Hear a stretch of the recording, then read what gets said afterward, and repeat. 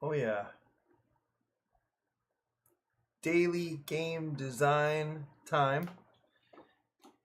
But there are a few exciting developments that I want to share before I really get into making some more progress on ADRA HQ.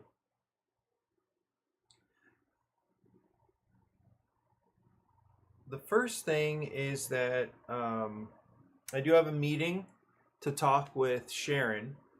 Uh, you'll remember I described yesterday that there's unfortunately our emails are, I don't know, cursed. And anyway, so we had a couple of texts back and forth. So we have a meeting for next week, Tuesday. There's a lot going on. I'm realizing I need to get back to certain people. Like this morning, in fact, I think I sat down on my laptop at right now it's 6:20 a.m. I sat down on my laptop at like 5:30 or something like that, and I've just been working for almost an hour on just catching up on stuff and messaging people back. I really am now in like full on retreat planning mode. And yeah, it takes a lot of it's taken a lot of time, a lot of energy to get it done. Just as an example, I'll describe I'll describe yesterday morning. So after we connected for a while, I headed after a little more work, almost like directly over to Chef Zone. So Chef Zone, it's the first time I've gone there, and it's kind of it has a similar feeling to a Costco or Sam's Club. So it's bulk foods. It really is for like restaurant buyers, and so they have a lot of like the big cans of things and whatever, giant mayonnaise. And so anyway, cruised around there for a little while. My friend Ian, who was potentially going to cook for us this time, he can't because he's going to the mainland with his family. But Ian helped. We cruised around together. He showed me where all the hot deal spots are and stuff. So I bought a few ingredients. Like, when's the last time you bought a case of wonton chips? When's the last time you did that? And definitely, I'm adding the condition that it should be a case of wonton chips that cost $10. That's never happened to you before. It happened to me yesterday. So, are we going to be able to get through that whole case? I hope so. It's nice. Actually, wonton chips are a nice little snack. So, that's one thing I'm going to set out for people to just enjoy, in the evening or whatever. Just a couple bags of wonton chips. A little drip feed of wonton chips. Bought a case of eggs for what? I think that was also $10. Eggs meaning liquid eggs, like already blended up and stuff. So simple, will last us all weekend. That'll be great. So anyway, after Chef Zone, I went directly over to West Side Comics and Games, who has been a partner of the Hawaii Board Game Retreat in the past, and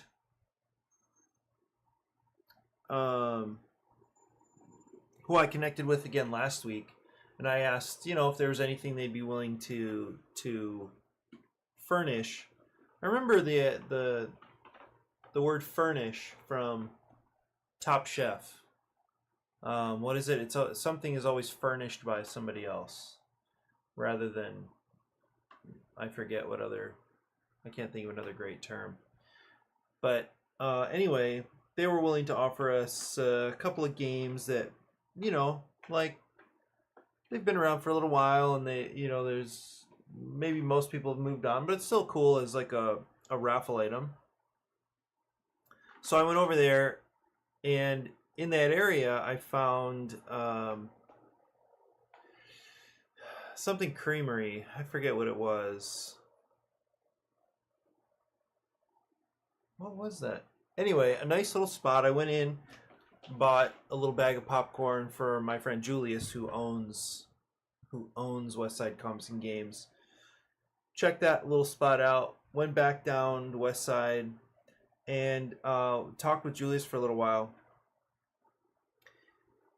We ended up getting some Keyforge, a couple of boxes of Keyforge, which is already it's an older game, and there's probably not a great player base for it.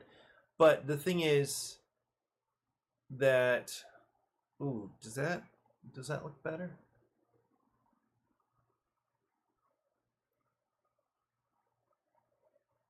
Huh.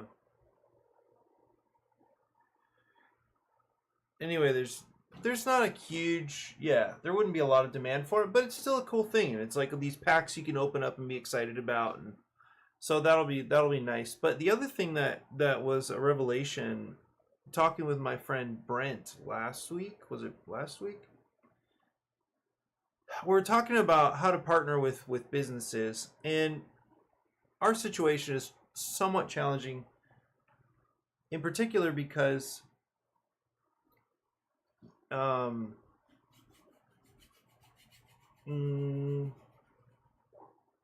our audience is, it's very specific. It's also not big, right? So if we had like 5,000 people coming or something crazy, if we were in Origins, or tens of thousands of people coming like Gen Con, I guess, then there's an argument there for a business to want to be visible at what we do. Now we get 50 to 60 people, and so it's not nothing. But anyway, so I was talking with Brent for a while about what partnerships could look like, and how to start, like how to make progress in partnering with a business. One of the more interesting ideas was an attendee specific discount, or an exclusive discount for the people for retreat attendees. I hadn't really thought of that. I don't remember ever coming across that idea. It makes a lot of sense though, for a couple of reasons. Number one, it gives us something that will hopefully draw the attention of a few more people, for more attendees, right? Oh, cool. There's this one-time kind of limited discount that I can get access to if I go to that event. So that sounds good. If it's just that for the business, and that's the only ask on our part, it's just, that we offer this thing to our people for some limited time, then it's slightly risky for the business, but it's not like a huge investment or anything. The hope is that they actually get some more traffic, they get a little more business that they wouldn't have otherwise gotten. And so I assume they need to build into their margins some discount structure, because everybody does that for the holidays or whatever. So it's already built into the margin. And if we offer it now, and it's motivated, there's some urgency to it, they see little foot traffic, then that's good for them. It's also good for us, because then it establishes some a sense that what we do will concretely benefit them. And from there, then we can explore some other options, other types of partnership. So I think that's really cool. That was a really great, simple idea from Brent. I never thought to ask before. So we have now I've asked 2 game stores. I brought it up to a third. The third one is kind of standoffish. I have a friend there that runs that works there, teaches games and stuff, and he's a great guy. But we had a few challenges at the start, like when the first retreat, I dropped off some flyers, and for some reason it just didn't go well with the owners. So anyway, ever since then, I guess it's been difficult to feel like we're supported by that store. So anyway, I brought it up to their team of employees that were there. I almost never see the owners, so anyway. But so the two game stores I brought it up to both have been supportive. So we do have, with Armchair, we have a 20% discount for a certain category of games for the weekend after the retreat. And then for Westside, we're going to have some discount. I'm not sure what it's going to be. I think I'm waiting for an email for confirmation. But he went for it. So I brought it up, right? I sat, found some more Magic cards. I actually want to describe this deck that I'm working on now. I said I'm happy with one deck, and on some level that's still very true. I have my Knights, but when I was talking to I was talking with the Other Realms folks, and they have singles. I pull those out, and I'm just kind of thumbing through the singles and found a legendary creature who can be the commander. His name is John Irenicus, Shattered One. So for 25 cents. And then I looked him up, and I found that he's pretty highly ranked among commanders, or at least popular. And then I just was curious, like, what's going on with this guy?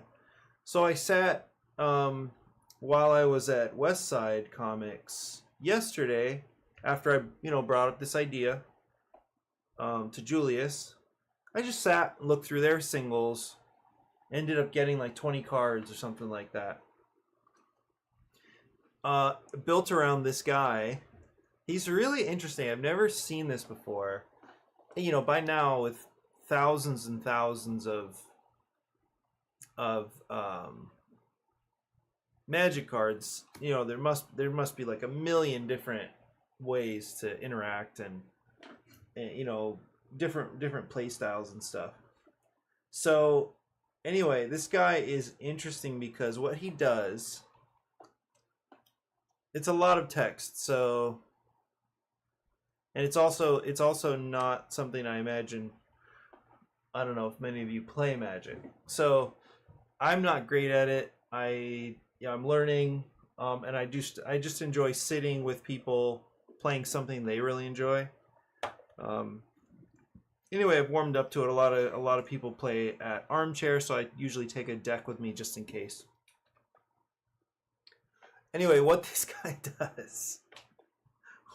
does is at the end of my turn, pretty much at the end of my end, during my end step, so right at the end of my turn, I can send a creature over to another player.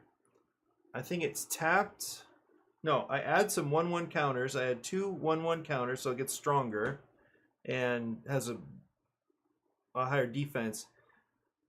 I send them over there and then tap it, meaning it's like exhausted. You can't activate it at the moment. It's goaded for the rest of the game, and it can't be sacrificed. So goaded means as long as there are more players in the game than just me and whoever I sent the creature to, that player must attack with the creature I gave them and must attack somebody other than me. So the concept is to drop these big creatures onto the battlefield and then send them to other players as like gifts. And then those other players are forced to attack with them. And that might be good, that might be bad for them. But they just can't attack me. So they actually, in a way, they are gifts. And one of the main ideas, one of the main strategies here is to collect creatures that do like bad stuff to the owner. Like maybe they add extra conditions, or because you can imagine that let's say they're super powerful, but then they have a drawback. Like maybe they cost you a little life every time, or maybe you have to sacrifice a creature in order to attack with it. Well, if you're forced to attack with it, then like you must sacrifice another creature and stuff like that.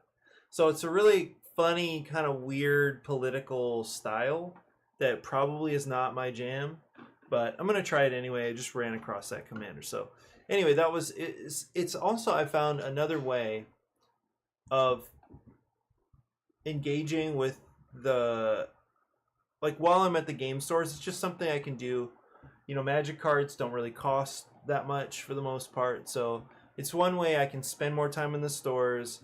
I can give back a little bit by buying a few cards, It's just a nice way to pass the time, to just kind of look around and see what they've got, and then chat a little more with the owner or whatever. And then, we can have a positive relationship, because I really am there to support them. And this is one very, very small way to do it. So anyway, that's kind of a nice thing. Okay. I didn't expect to get sidetracked there so much, but there were a couple other kind of fun updates. One was from Tuesday night. I actually got my badge for BGG Con. So that's in Dallas area, I believe. I'm going because my friend Ryan is going, and it'll be my first con on the mainland, so I'm pretty excited about that. I haven't bought my flight yet, so I'm nervous about that. I imagine the price is going up, but that's in November. So pretty excited that has been formalized. So I got an email from Ryan about having a badge. He volunteers, so I'm going to be sort of on my own there, which is cool. I mean, I'm gonna be going around mostly getting playtesting done and connecting with other designers and playtesting their stuff. That's why I'm going. I don't really want to go just to play like cool games, although I'm happy to see what's new and stuff, but I'm not the guy who's gonna like get in line for the hottest games and stuff like that. I want to go connect with people. If there's a publisher or two around, that's cool, or just connect. Like it's mostly a networking thing as a designer. That's my plan. So I got that. And the last thing I'll mention is I had a very cool meeting with my friend yesterday, and what she's doing is working on a game about turtle hatchlings. And well, she sent me a few images of the well, like the game board, the cards and stuff like that. And there was an interesting moment yesterday. Well, she's under some time pressure. She needs to get this printed out by like next week. She's running some stuff with kids. I think it is next week. And so she was asking for really like she was asking some really concrete questions, like who can I have print this? And to me, time is the main factor. You could use the Game Crafter, or she found some other game makers, something, don't remember exactly what it was. Anyway, at some point I transition a little bit back to the design itself, and it's a very simple game. And in fact, I called it this was, I think, the risk I took. So I said something like, I think I would put this into the category of a simulation more than a game. And so she sort of furrowed her brow for a second and asked what I meant by that. So at this point, what the gameplay is pretty much, you have there's a turtle pretty much on one end of a track. The turtle is moving toward the ocean, on the other side, on the other end of the track. And then there will be obstacles that show up, and these obstacles are on cards. But what the players are doing, they're rolling dice and they're trying to roll doubles. And already that's a funny way to describe what's happening, because you cannot try to roll doubles. No, I guess you can try to roll doubles. The thing is, you can never plan on rolling doubles.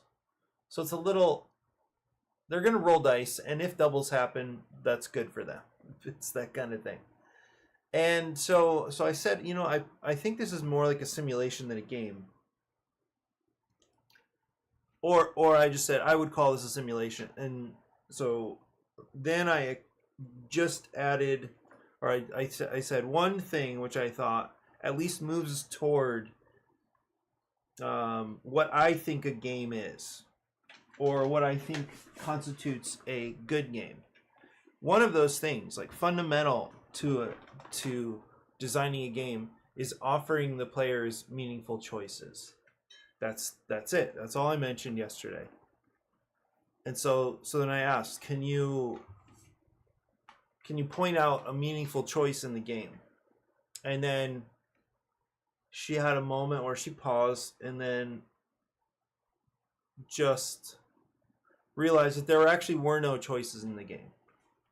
Instead, what's happening is the players roll dice, they move the turtle, they draw a card, they roll more dice, but that's it. So then it turned into a session of, if after this is done, she prints out the game as it is. The thing is, it's an educational exercise, so it doesn't have to be a game that's like replayable and like super fun.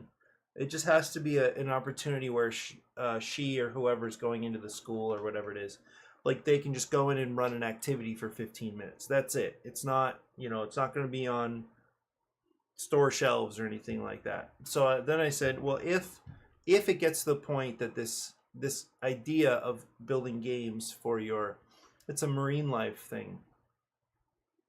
She works for seems almost like an institute or something it's part of it is like an animal hospital where they take care of turtles. This is in Florida. Anyway, it seems like a pretty neat opportunity here because it's a program, that will probably pretty easily get funding for stuff that they expect would work really well.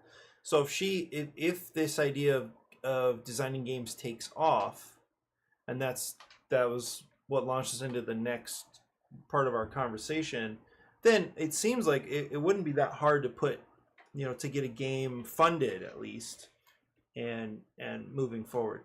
So we transitioned to actually brainstorming, like how could you build in some choices here around this theme, and then we got into this mode where it's like a really fun discussion, dialogue, and we got ideas going back and forth, and it was just a really, really like fun, energetic time of like what could this be. And it was kind of funny because what I settled on was what I think would be interesting based on the goals that she has for the game.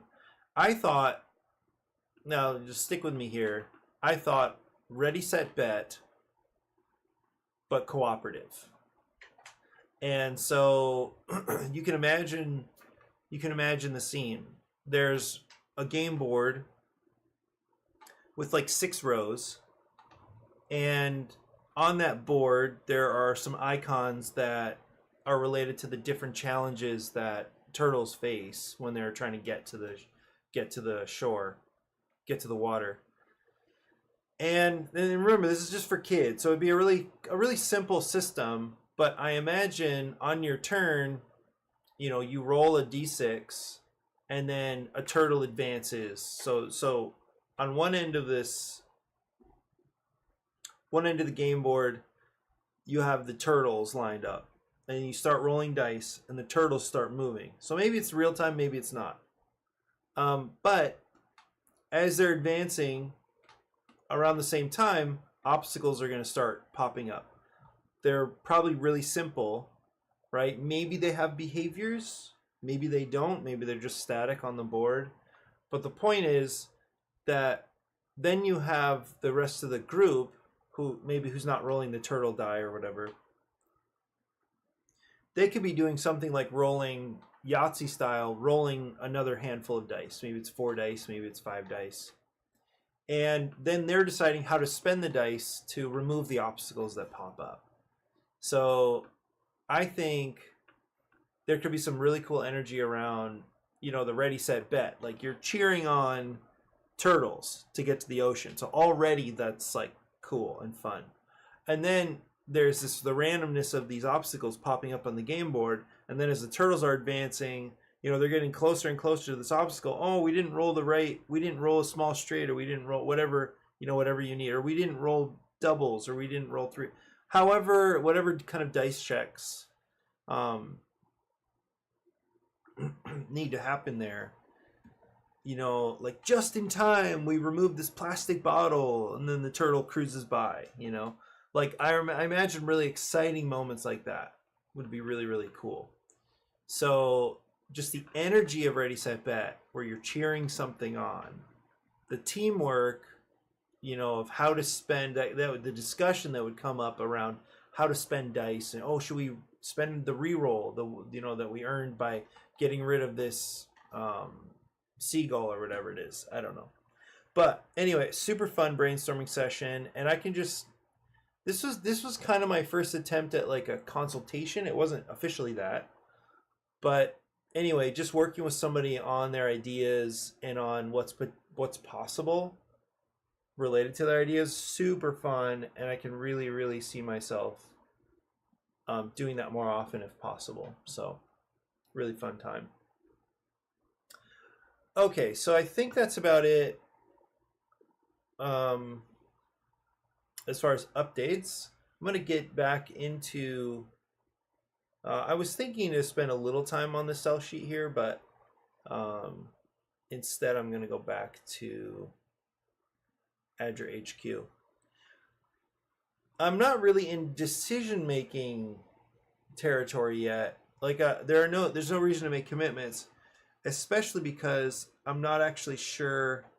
Like I haven't met with Sharon or the team yet to really see what their needs are. So I'm just going. I'm moving forward with this idea, not because it's definitely going to be the one, but because it seems like a cool challenge. The challenge is how to borrow a system,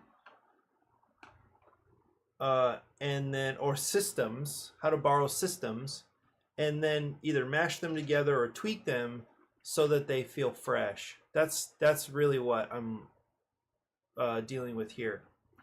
So the systems I'm borrowing from are 5-Minute Dungeon or 5-Minute Marvel, where challenge cards get flipped up in the middle of the table, and then the players need to respond by either discarding cards to match the symbols that are shown on those challenge cards, or by using special abilities to deal with them. So there's that's one system. Clean, great pressure, like time pressure, very simple.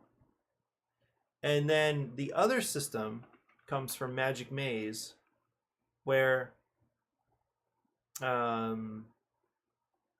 players are collectively in control of something happening on a board, and they each have like a unique role, a unique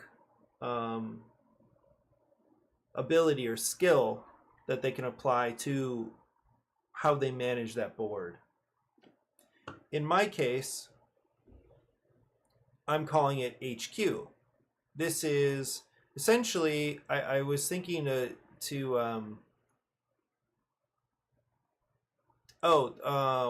the, I just recently saw the word, dispatch. So this would be kind of the dispatcher pawn, right? So this pawn is at ADRA HQ and is the one that's like helping to coordinate the response to these different situations, emergencies or events. So in other words, what you can imagine is, here's the pawn in the middle of this little board or this on this card, and right now it's sitting in a place where nobody can, like, if a challenge card shows up, nobody can interact with it. Okay. All right, what shows up? It's an educational opportunity. So then what happens is a player who has the ability, or maybe with a certain card in their hand, that player moves the pawn to the education space. In other words, they send the dispatcher goes to focus on education, and then one more pawn gets placed, the focus pawn gets placed on that challenge card. And now players can start dealing with the challenge card. Okay. So that's the overall, just literally just mashing the two systems together. That's what I'm thinking. I feel like that would be, it sounds simple. I already am anticipating that a few things could go wrong with it as a system. One of those things, I'd say the main thing, is that what if you have kids that aren't really following this idea? Oh, nice. Hey, Mike. Mr. Brainstorm. Excited about that.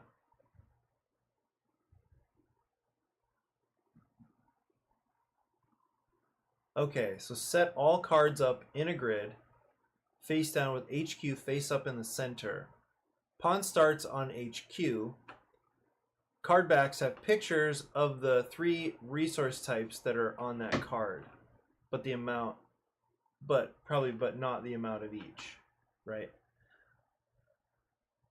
Oh, okay, but the amount of each card, of each of those icons needed isn't known until the card is flipped. Players move the pawn to explore and focus on completing cards. Yeah, I can imagine something like that. I can imagine something like that. So let's see. If you have...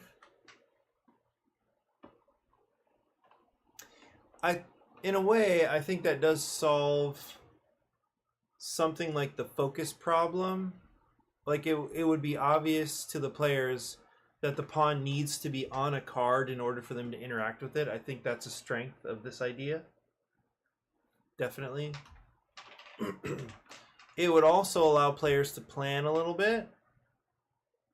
Like to hang on to certain cards because they know they're just about to move onto another type of thing.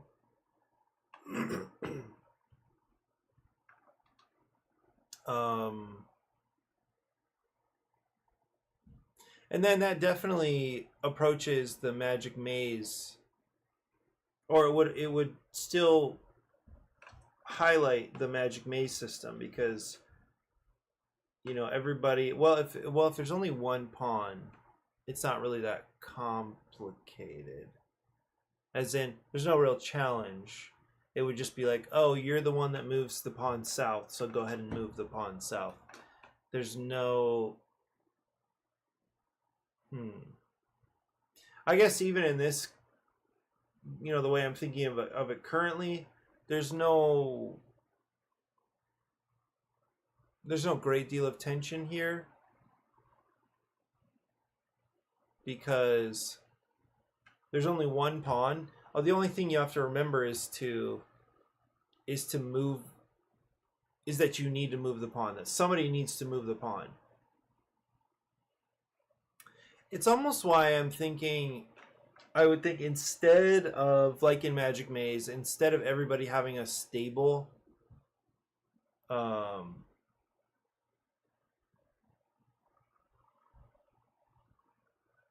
yeah, that's what I was thinking. Is like instead of having a stable, like a tile that says you can move west or whatever, then each card has some movement ability, and I prefer that in this case too. Yes, that's exactly the problem I was interested in, Mike. So do I want to spend it to move or spend it for its resource? So I think that is, yeah, I think that's the better call here, especially because I want to make sure that the game, if I'm guessing correctly about what ADRA would be most interested in, I think it would be better. It'd be better to make sure that it's just cards, and it would also. Wow, we're still thinking of having separate decks. Now that doesn't have to be the case, Mike. I remember you mentioned yesterday that maybe all the cards could be in the same deck, but certain players could have like better conversion rates or something like that. That's a fine idea too. I kind of like the idea of having 4 separate small decks, and then a 5th event, like a challenge deck. But if we don't need to do that, like oh, you know what? Actually, in 5-Minute Marvel, they do something more like that, where most of the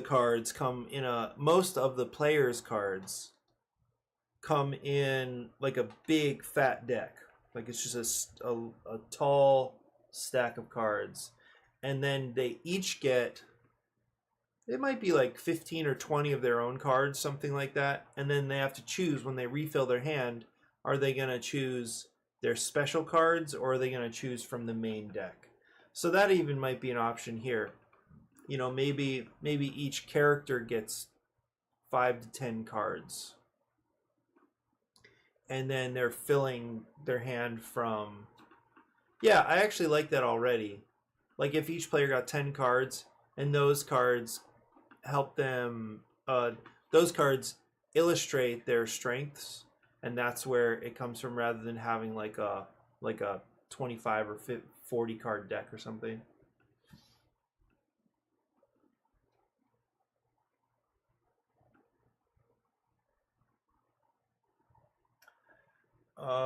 Let's see. Or in setup, you add cards for each class being played into the cards in the grid, and they have a special interaction when the pawn is on the card. Okay, so back to the grid idea. So I was thinking through the pros as I see them. I think there is at least one con here, probably more. But the main con I see has to do with just the theme. I imagine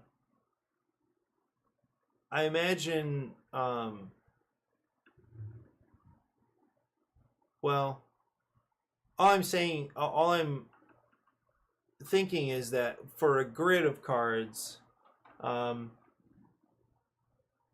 you know, like moving a pawn around kind of feels like travel, and I just don't really see that connecting very well with the idea of emergencies popping up. It's just, let me go to this area and see what emergency is going on here. I think probably thematically that would be in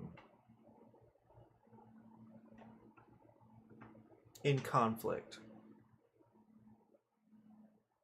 But that doesn't negate the present idea, which is that you could add cards for each class. So what I think that's related to, let's see, being played into the cards in the grid. So those would be like challenge cards. So there'd be challenge cards specific to the class. That's interesting. Yeah, that's interesting.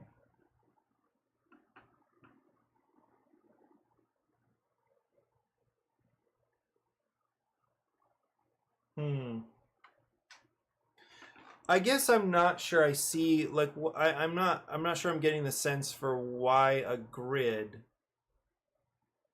like what makes the structure a better fit than flipping a card. So yeah, I guess I'm not quite seeing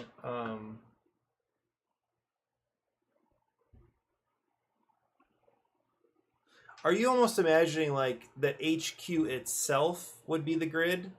In other words, the whole game sort of happens in HQ, and like the players are more like dispatchers or coordinators themselves. Is that how you're thinking of it? The way I was imagining it is pretty much the players are the response itself. So they're the ones taking the stuff over to the emergency.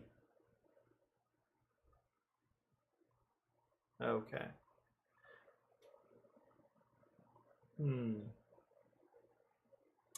I think theme-wise, if there is a grid of cards, it would make a little more sense to me if that was like HQ itself. I don't know what would be on those cards. I don't know if they would be like the regular challenge cards or not.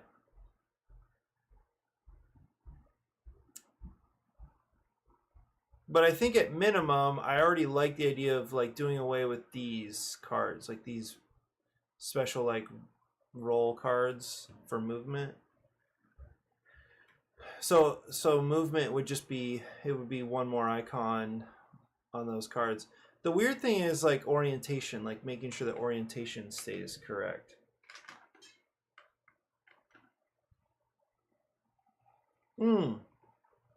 Or no, I guess because it wouldn't really have to be, it wouldn't have to be movement exactly. It wouldn't need to be like in Magic Maze. It wouldn't need to be move one space in a certain direction. In fact, let me try a different layout here. Because it could simply be, rather than like taking steps, it probably only needs to be, let's see, how did I do this? Yeah. It actually probably only needs to be like this. Maybe I'll do like 45.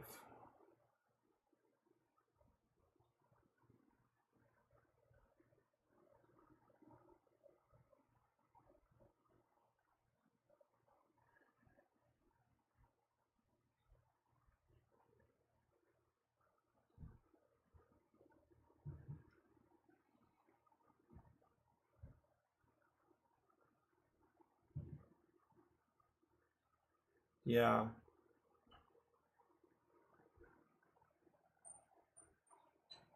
So it could be a little more like this.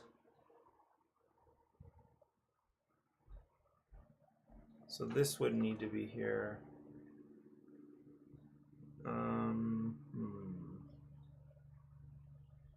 So this would all just kind of shift down. What is this, the background? Oh, it can move too.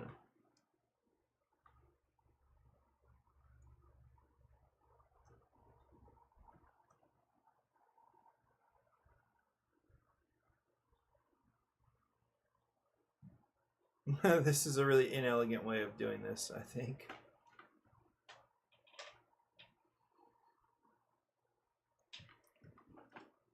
So it could just be, and the only reason I'm doing it, wouldn't, the card would not have to look like this at all.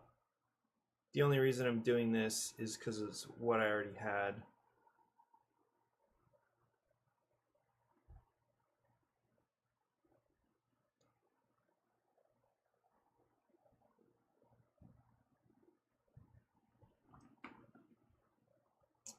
Okay.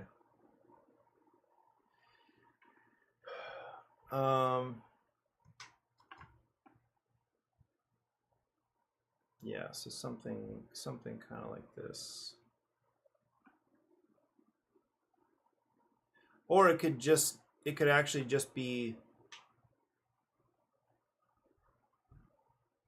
where does it start though? In the middle?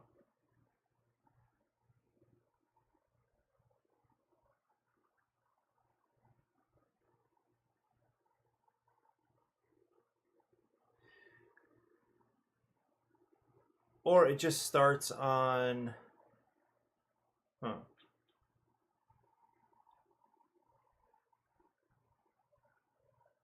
Maybe it's whatever the first challenge card is, probably, right?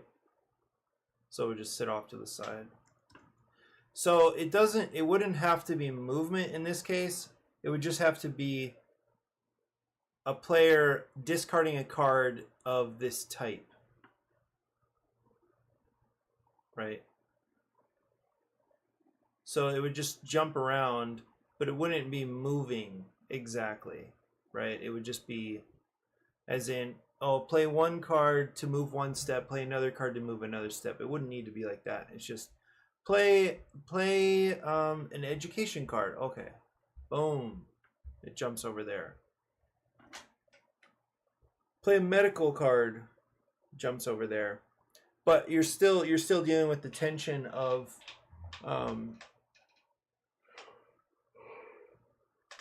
wait, but this medical card has the medical supplies on it that I need to fulfill this thing. You have to play a medical card before you can play those icons, but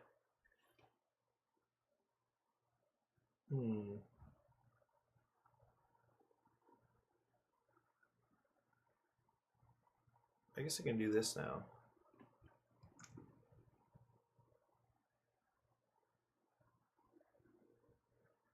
There's no reason not to blow it up, actually.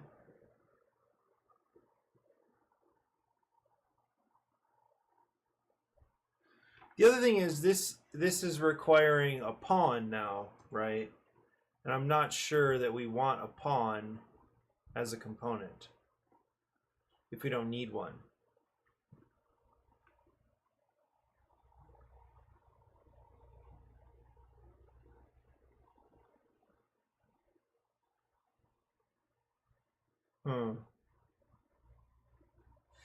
You know what's another thing I'm just realizing? What if, oh, now this sounds tricky. I'm not sure I like it, but it is an idea. What if any player needs to play cards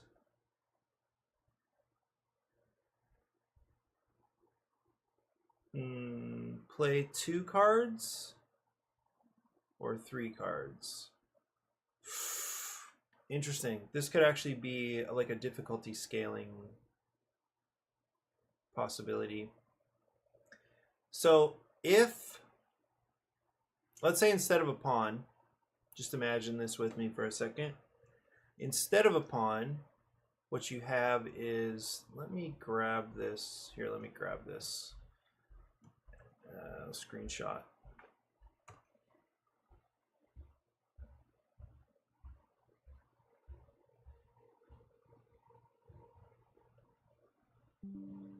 Okay, so now instead of a pawn, what if it's this card, okay, and other cards. So the let me copy this now. Let's get rid of this guy. So no need for a pawn, but instead, what if you had to discard cards? Is this one? Okay. All right, so let's say you had these 2 cards and, you know, this player has one of these, this player has one of these. Well, you could discard cards. So this is the challenge card. Okay. What's going on with YouTube?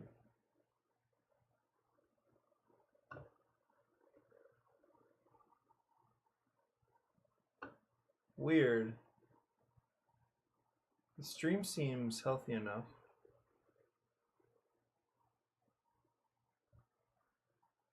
Stream health. 4.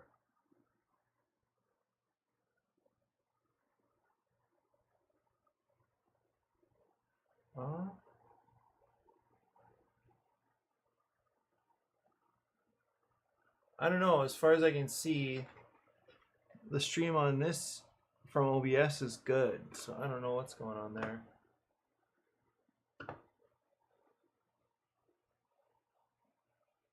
Don't do this to me, YouTube. Don't do this. Okay, back to excellent. Okay.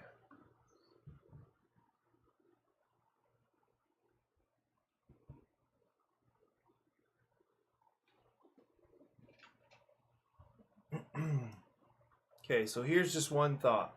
Now this is still with the idea, so we haven't shifted to the grid idea yet, Mike. But let me just go. I'm gonna go along this for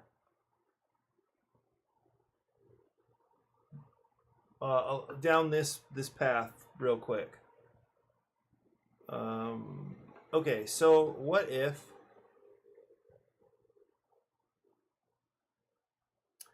the cards each had the icon of its type connected to it somewhere on the card. So instead of a pawn, moving a pawn around, instead they have to discard cards so that they cover all the icons except for the type of challenge that's happening. I feel like that's still pretty simple. The other thing could be that what if you had to discard 3 cards to do it in, you know, a certain mode and only 2 cards in another mode, like this. So one of them, maybe this is easy mode, right? And then if you had to discard 3 of them, that would be hard mode.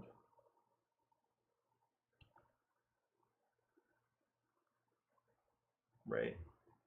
So it'd be something like that. And of course, it doesn't really matter how they're on there. They just need to be discarded, covering all the other icons. And then once this challenge card is met, then these all get discarded with it. Something like that. I kind of like this. So before you can interact with this card, you need to cover the icons. Ooh, that leaves the possibility of like, what if there are some cards that have more than one emergency type? Yeah. Yeah, yeah, if no one has those cards. Well, I think probably the way to one way to deal with that is either all cards have more than one icon, so it'd be very, very unlikely that that icon wouldn't exist on any of the cards. That's one way to do it. Another way to do it would be if all the icons were on the back of one of the cards, and then you could discard one of those for a penalty or something like that. So if you didn't have the cards you need, then you just flip a card over, any card. Flip a card over, any card from your hand. You could use it, and you just take a penalty. I don't know what that would be. Maybe it increases the difficulty of like the final challenge or something. I'm not sure. But yeah, it is a problem if they don't have the icons.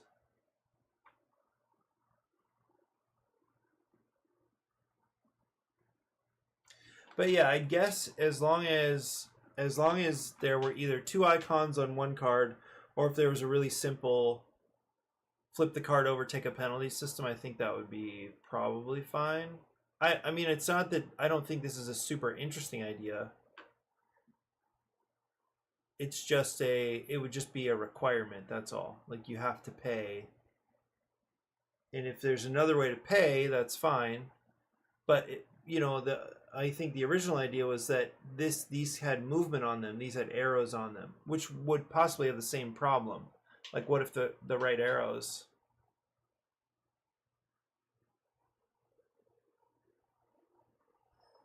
If you're going to cover up the icons, there should be a reason that you're covering it up. Well, I think the reason is to show focus. That's it. I mean, it would just be that we're not paying attention to these things right now because we're paying attention to this one. That's the only.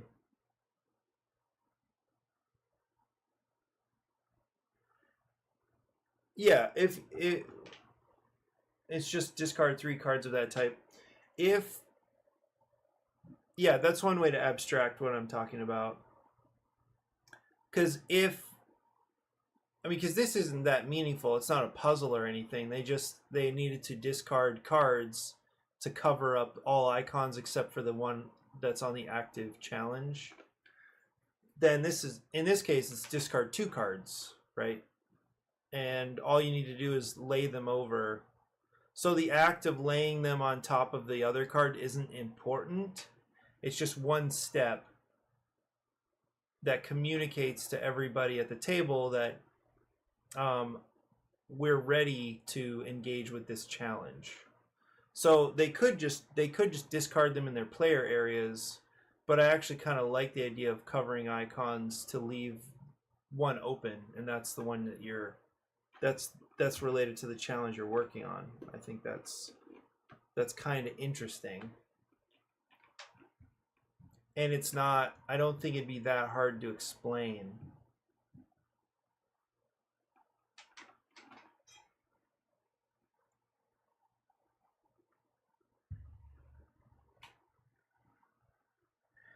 I think in a rush, oh, you know what, they're probably better like this then.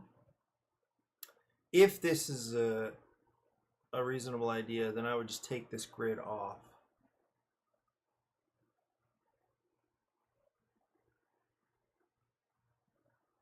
Oh, just pick any card. Pick any card from your hand. I like that. Yeah, it's definitely more flexible. That's cool. I'm just gonna change this real quick. There's no, oh, I can't change that. That's a screenshot. Instead of a grid, because it's not movement anymore, just take the grid off and then make these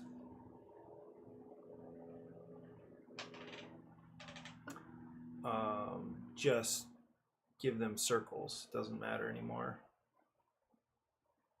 So these would be like in the corners of the cards, something like that. Yeah, I like that flexibility. Place card face down to cover 1 and 2 that you don't want to have to focus on.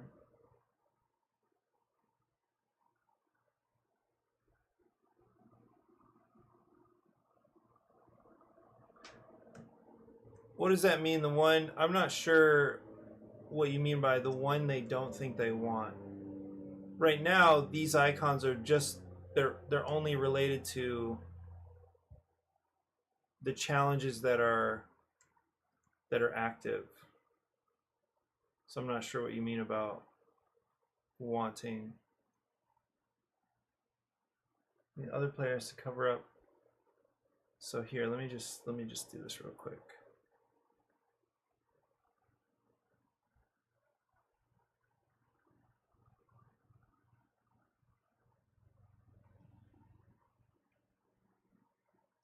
I do have school today, so I am gonna keep this stream at sort of the more target length of an hour today. So I can imagine the card basically looking like this. So if I cover up education and gear, it means I want to focus on either disaster or medic.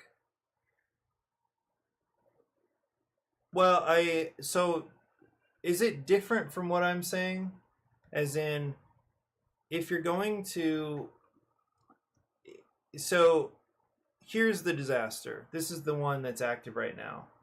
So in order to be able to deal with this disaster, then you go and have to make the decision between covering medic or disaster.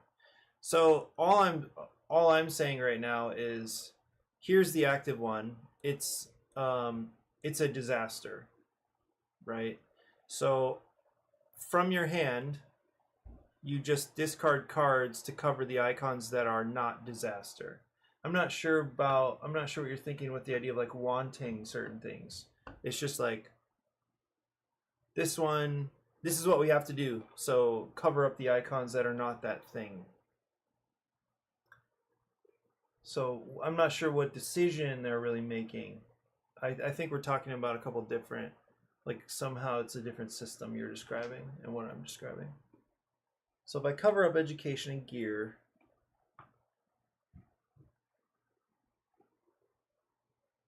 well, let me bring this version of this card down real quick. No. Nope. So the idea is that you just flip a card It's one of those four, and then your team just has to deal with that one card. So that's how one 5-minute dungeon works. There's a deck. You flip over the top card, and then you deal with that card. However, if, like we were saying yesterday, if there's a situation where you have to flip over two,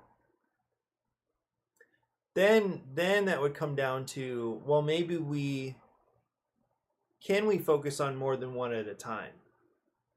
Maybe not. Actually, probably not. Well,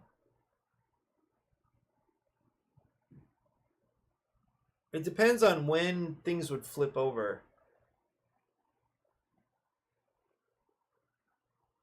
It depends on when, like we talked about having cards that force other challenge cards to come out at the same time. So it could be that there is this problem of needing to deal with more than one at a time. In that case, then you could the timing, I don't, it's hard for me to imagine how it would work to run more than one challenge at a time.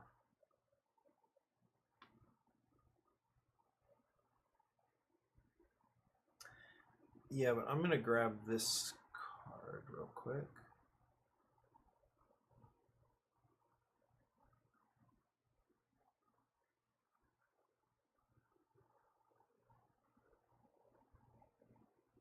Okay.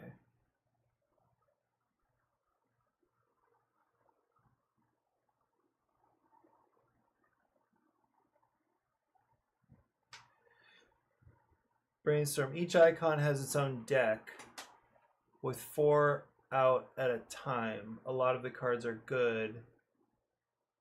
Everyone draws 2. Hang on, let me get this card sorted real quick.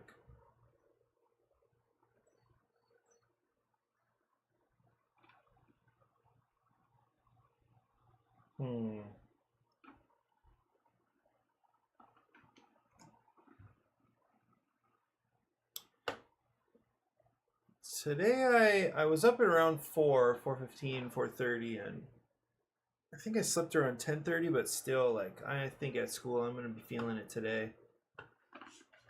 Okay, so you have 2 good cards, 2 bad cards you have to deal with. You want to take the good cards, but if you do a good card, another bad one might take its spot, leaving you with 3 bad cards to deal with just what's in your hand. Okay.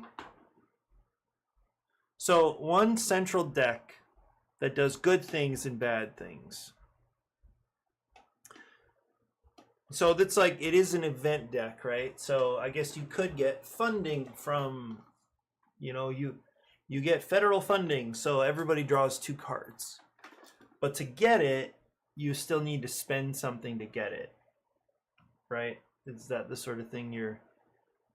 No. 4 decks.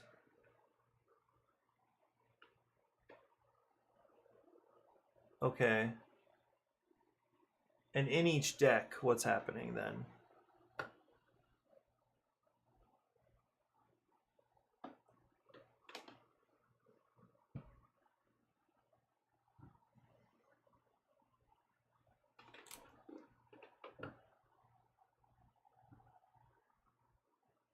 Okay, I'm gonna grab this card.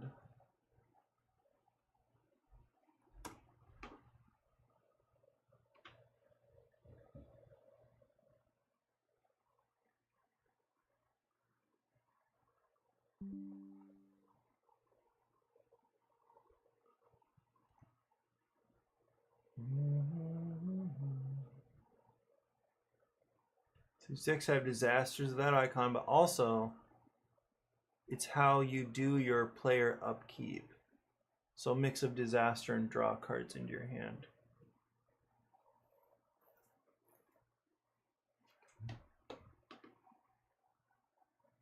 Okay, so get rid of these.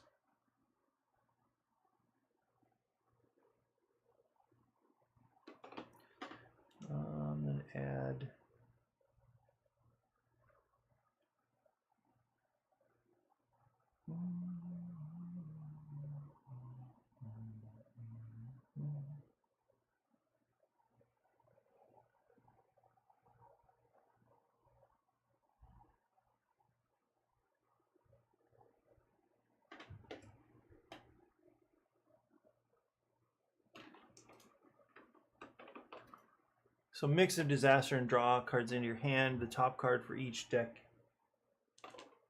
is in play at all times.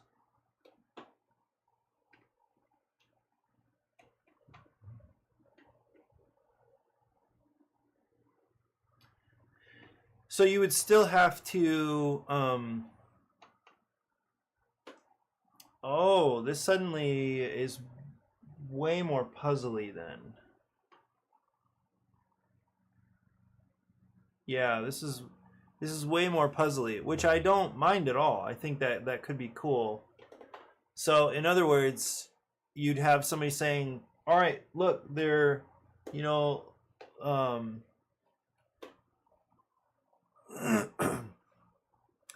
we have this medical event that just popped up, and I could do it, but then I'm going to be out of cards. So actually, let's do the disaster event first, because it has a draw 2 cards, and then I'd be able to spend a card over here to do this thing."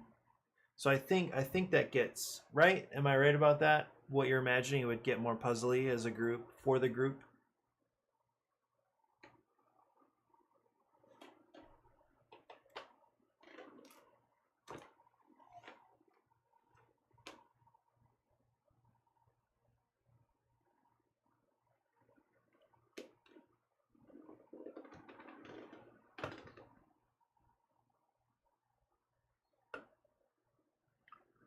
So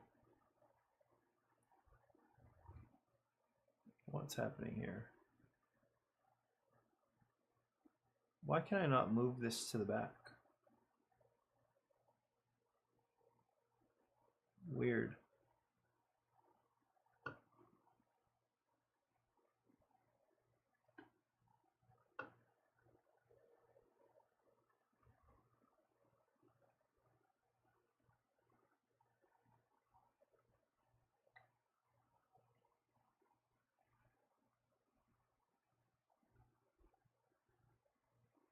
Draw 2 cards. So now I have 5 cards in my hand, but C gets replaced with a disaster. Right, I have 3 cards in my hand, but they all match A. I could cover up B and D, and then hope the other players cover C so we can do A.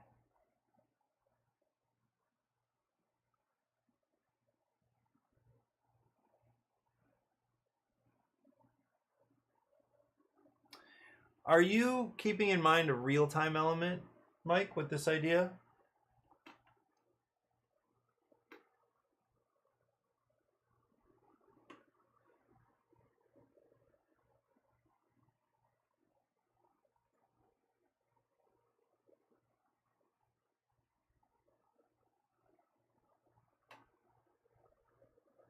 Doing A bit's replaced with another disaster, so we need to do D to fill our hands back up.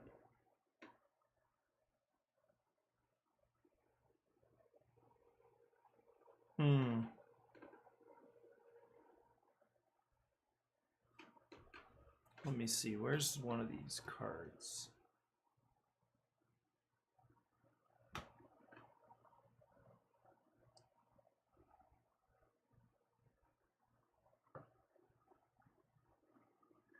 So let's say this just says, what's going on here? Oh.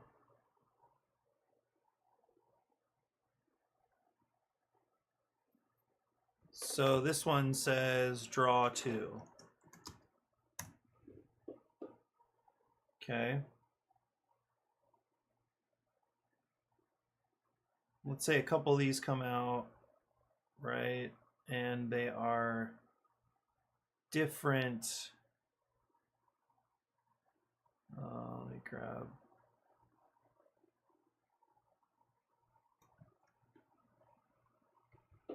So this one is instead, this is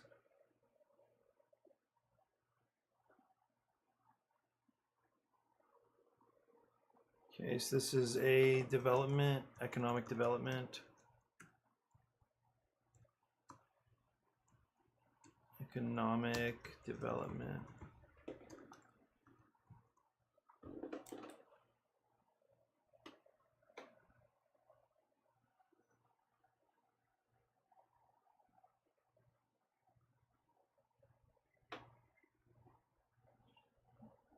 I'm just going to copy this one. Oh, wait.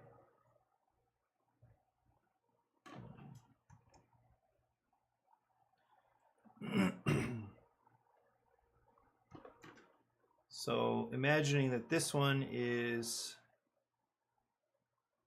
what is this, education? Yeah, we've got one of each, and then ignoring that these symbols are all the same. But these would be the two, these would be the 4 cards showing. Why are you doing that?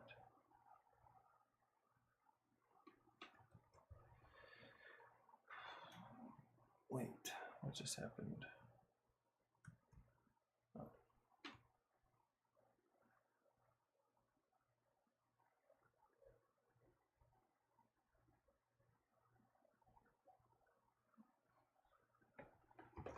Medical. I guess I could change a couple of these, no problem. Let's just say these are the ones that are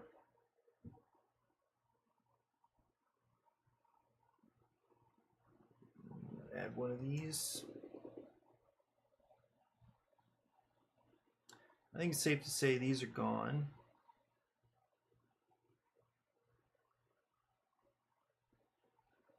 Just get rid of this. Draw two, and then I'll add one of these here.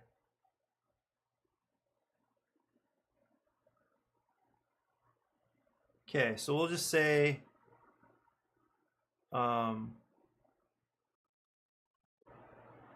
like, so these would be the 4 challenges.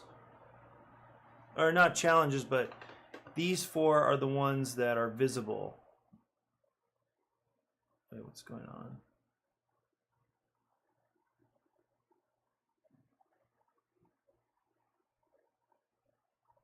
Okay, just as an example, these are the visible cards. So I think if I'm understanding right, then we might say, wouldn't you, yeah, so I guess you wouldn't want to leave up, you wouldn't want to use all the draw 2 cards right away, because then it might add to the trouble of, you know, having more disasters.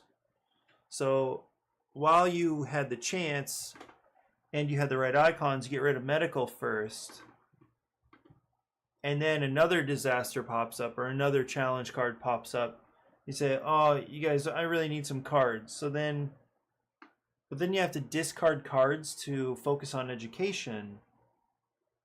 I don't have any cards left. Somebody else needs to discard these. Discard a card or 2.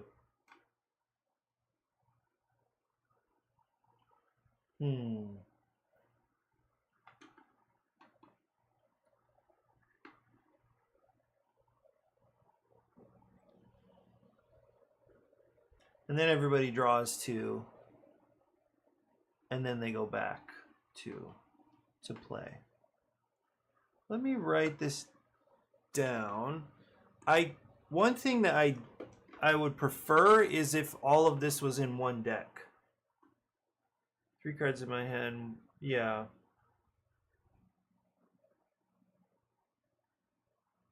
Medicine and economic on your turn. There are no turns. That's the first thing. At least in the model that I'm talking about, there are no turns. Like, that's what I'm pursuing, is a real-time game here. So there are no turns.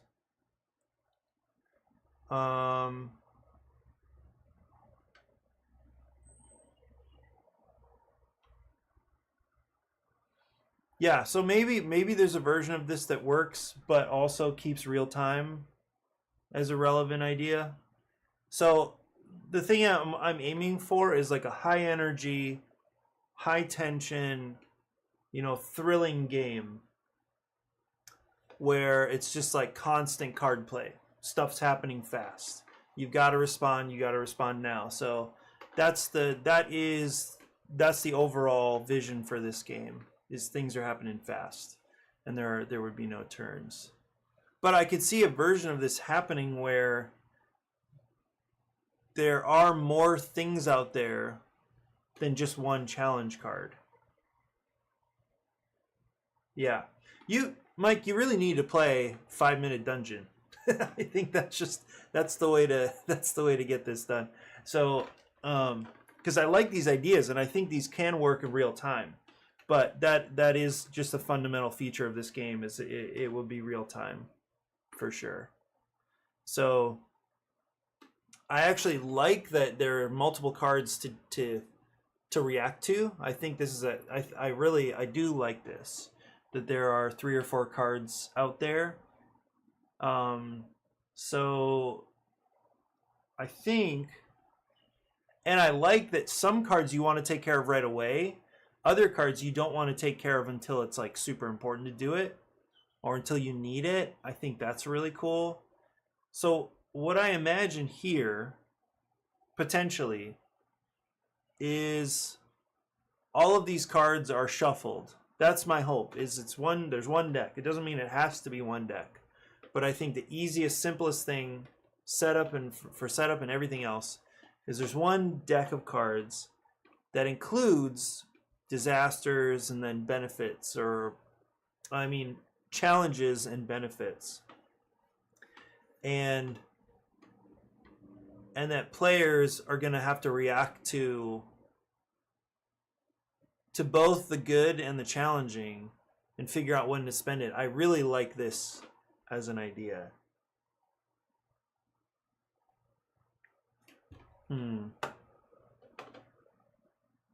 Let me go back and write some of this stuff down.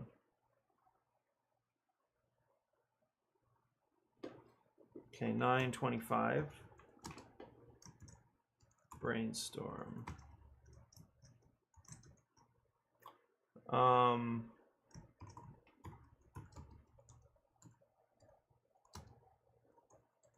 Multiple cards pop up. Reveal X number of cards from the challenge deck. Event deck. These can be both helpful and challenging cards. Maybe I could just say benefit and challenge cards. The number could be 4.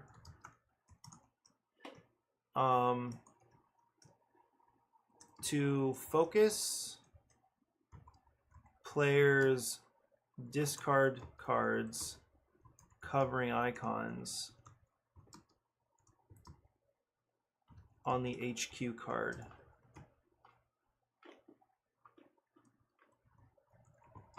Leaving the one remaining related to the card they want to interact with. One challenge here is that let's say you accidentally cover a... Yeah, there's already kind of a problem with covering icons. Let's say you accidentally cover an icon you didn't mean to. That's actually why having a slow version would make sense, 100%. It's, let me slow down and decide which of these icons I'm covering. So in a way, that's this icon covering approach would work better for... Yeah, agree. But that's where I think some of the inspiration from Magic Maze has to come in. Like, how does Magic Maze do it? They actually have a pawn that's being moved around the board, or pawns that are moving around the board. So a pawn would actually be clearer here, moving a single pawn, or moving a pawn on the HQ card and moving a pawn to the card that you're focusing on. But I like that there are multiple things going on at once. I think that's a great insight, that there's always 4, let's just say for now, 4 cards that are sitting there that you have to deal with. Which one are you going to deal with first? I like that a lot. I think that's actually really, really important. because it adds to the difficulty, adds to the intensity of, you know, of dispatch, of deciding what are we going to work on now, because there's always stuff going on.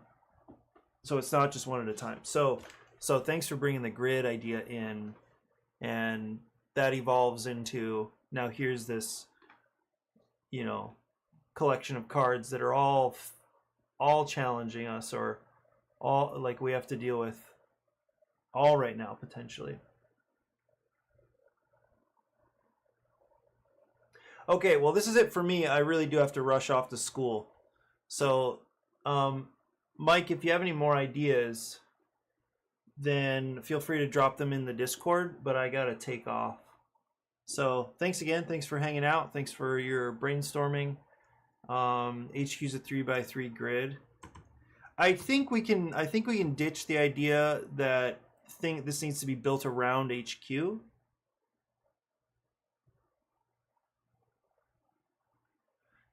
Yeah, I think, well, that goes back to the original, I mean, similar to what I had before, where you had the cross shape and you just had to like sort of move through the middle of it. I don't mind it. I just don't think we need it anymore. I'm tempted by, we could still test a pawn moving around HQ. We could definitely still do that. Yeah, it's similar. I don't know if you saw that, but like that cross shaped looking area where you had to move a pawn through the middle. But yeah, go ahead and do that. That would be awesome. Thanks so much. A 3x3 grid. All right, that's me for now. Again, thanks a lot, and I will see you soon.